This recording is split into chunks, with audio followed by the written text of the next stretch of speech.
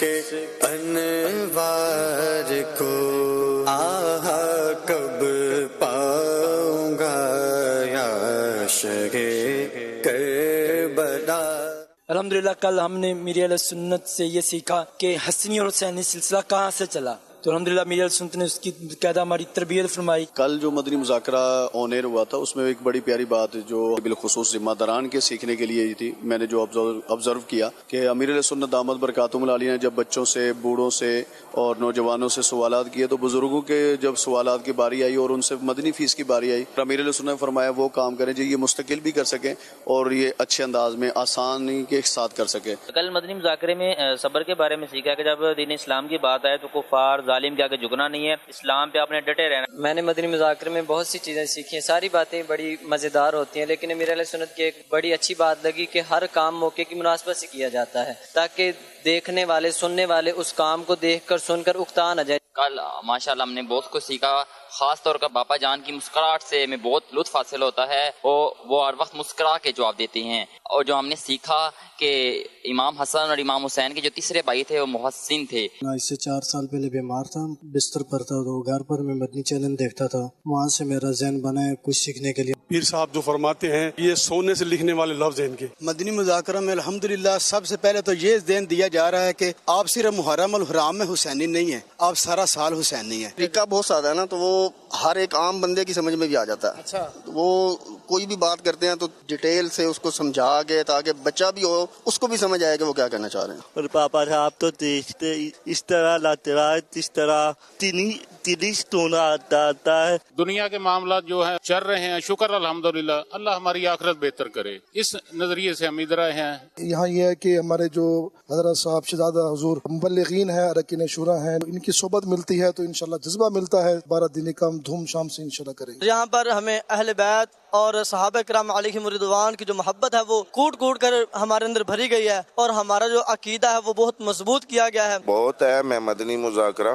میں نے تو پریکٹیکلی اس کو آزمایا ہے۔ بابا مدینہ آ کر دیکھا کہ پیر صاحب نیک اعمال کے متعلق بہت زیادہ تاکید فرماتے ہیں۔ امیر اہل سنت کا انداز مدنی مذاکرے میں بہت پیارا اور خوبصورت ہے، ہر بندے کو لگتا ہے کہ امیر اہل سنت جو ہے وہ میری طرف متوجہ ہیں۔ میں نے آج سیکھا ہے نا وہ یہ ہے کہ جب بھی آپ بیدار ہوں اسی وقت آپ کو چاہیے کہ آپ دین سیکھیں، یہ نہیں دیکھنا چاہیے کہ میں جوان ہو گیا ہوں تو اس وقت میں قرآن پڑھوں۔ آپ چاہے بوڑھے ہو گئے ہیں، آپ نے قرآن نہیں پڑھا تو آپ پھر بھی قرآن پڑھیں، اس کی کوئی عمر نہیں ہوتی۔ میرے اہل سنت کی زندگی ہمارے لیے ایک رول ماڈل ہے، ان کی زندگی سے ہمیں پتہ چلتا ہے کہ ہمیں دنیا میں کس طریقے سے رہنا ہے، سنت آداب سیکھنے کو ملتے ہیں۔ اس میں جو اہم معلومات حاصل ہوئی ہے نا کہ ایک روزہ 10 محرم کا صرف اس لیے نہیں رکھنا چاہیے، اس میں گناہ نہیں ہے، لیکن بہتر یہ ہے کہ 2 رکھیں، یا 9 کا ساتھ ملا لیں یا 11 کا ملا لیں، کیونکہ جو 10 کا روزہ ہے نا ایک اکیلا، وہ یہودیوں کے ساتھ مشابہت ہے۔ زندگی گزارنے کے جو بھی اچھے طریقے ہیں اسلامی نقطہ نظر کے مطابق وہ ہمیں ادھر سے ملے ہیں۔ جب بستر پر تھا تو یہی دیکھ رہا تھا بھائی دعوت اسلام اتنی محنت کر رہی ہے، خاص طور پر ہمارے KPK کے اندر ایسے ایسے پہاڑوں کے اندر دین کی انہوں نے اتنی ماشاءاللہ محنت کی ہے، جتنے ہمارے نوجوان تقوی ہیں مسجد کی طرف انہوں نے بلایا۔ I must strive to reform myself and people of the entire world۔ میں کہتا ہوں پہلے سٹارٹ کریں نوجوان صرف 3 دن کے مدنی قافلوں میں، ادھر اپنے کسی گاؤں قصبے شہر میں ہی، پھر ادھر آئیں، آپ کو انشاءاللہ تعالیٰ پتہ لگے گا دعوت اسلامی کیا چیز ہے۔ میں نے قرآن پاک حفظ کیا، اس کے بعد جب ہم دنیاوی تعلیم میں پڑھے تو قرآن پاک بالکل بھول گیا تھا۔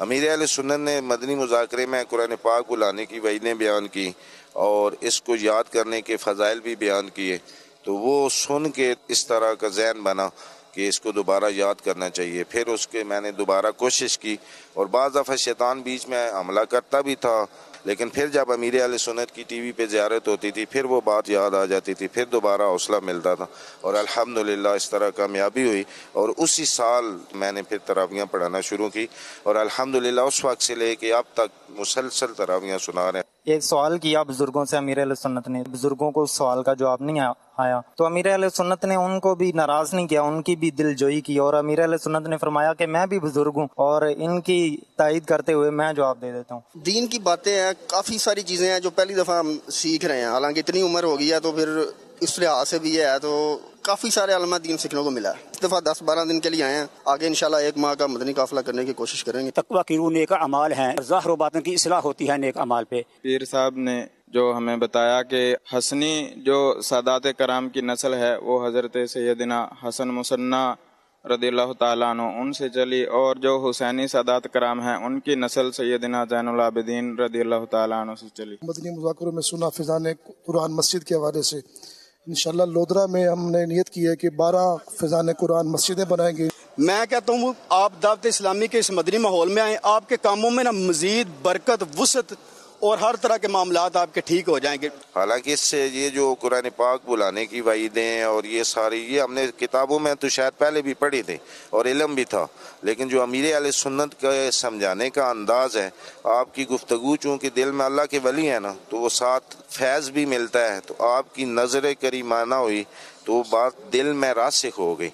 मैं 12 रोज़ा के मदनी काफ़िले में आया हूँ और यहाँ आके मुझे इतना ज़ौक़ भरा है मेरा कि मैं आगे काफ़िलों में जो है सफ़र करने के लिए तैयार हुआ। मैंने नियत की है कि मैं आगे 1 माह का काफ़िला करूँगा, उसके बाद जो है मैं 12 माह का भी इंशाल्लाह काफ़िला करूँगा।